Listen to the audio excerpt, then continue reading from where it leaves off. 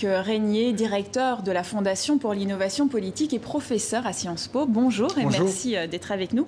Une réaction peut-être à l'affaire François de Rugy. Les Français sont de plus en plus intolérants par rapport à ce type de scandale. Sans doute qu'il y a cela, hein, vous avez tout à fait raison.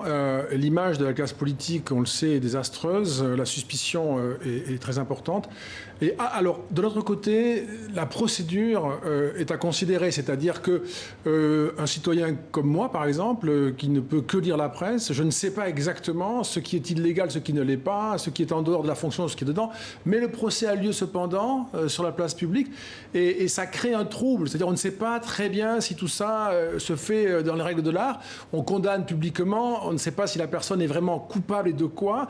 Ça déplaît, ça c'est sûr, mais déplaît aussi, je pense, le comportement de la presse quand elle donne le sentiment de lyncher quelqu'un. La disqualification dans l'opinion de la classe politique est une réalité, mais le discrédit de la presse en est aussi une autre. Allez, on va revenir maintenant sur les dernières élections européennes. Il y a une poussée quand même très nette de la participation dans la grande majorité des pays membres, hein, notamment en France. 51% des Européens environ sont allés voter. C'est bien, mais ça reste trop faible. Qu'est-ce que ça signifie, ce faible taux de participation? Alors, oui, enfin, c'est quand même très bien, hein, parce que, vous le savez, vous l'avez dit, c'est un taux en progression. Oui, c'est du jamais vu depuis 20 ans. Voilà, exactement. Et du jamais vu depuis que nous avons entre-temps élargi l'Europe à 28 et que nous sommes passés à l'euro. C'est ça aussi qui fait sens, c'est-à-dire que cette Europe à la fois élargie et approfondie, désormais, à nouveau, elle mobilise les électeurs. Je pense que la remontée de la participation a une signification très forte, il faut la considérer. Il reste 48% d'abstentionnistes, vous avez raison, c'est beaucoup.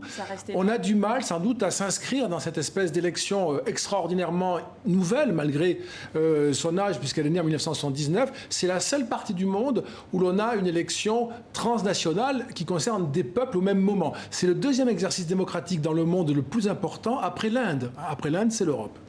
En Grèce, la semaine dernière, c'était les élections législatives, un taux de participation à nouveau extrêmement bas, 58%.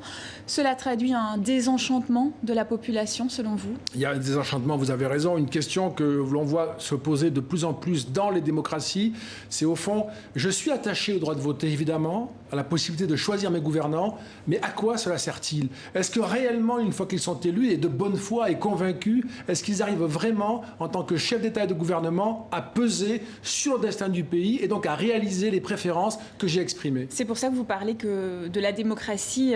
Vous dites qu'elle est entrée dans une phase agitée de son histoire. Qu'est-ce que vous entendez exactement par là? Je crois qu'on a eu une séquence historique entre la fin du XIXe siècle et puis les quelques années qui viennent de s'achever, où la démocratie, au fond, avec la globalisation, semblait triompher, s'accomplir dans le monde.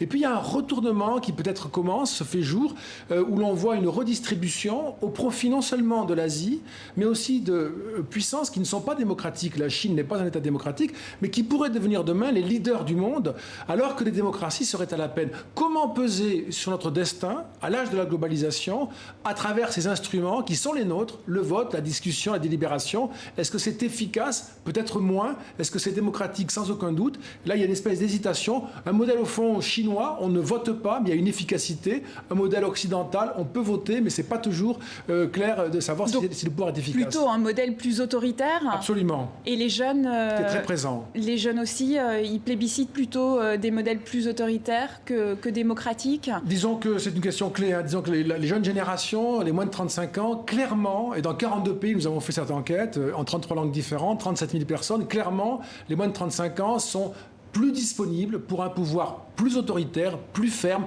moins démocratique. Ça veut dire aussi, donc ce sont les signes d'un changement culturel au sein du monde démocratique.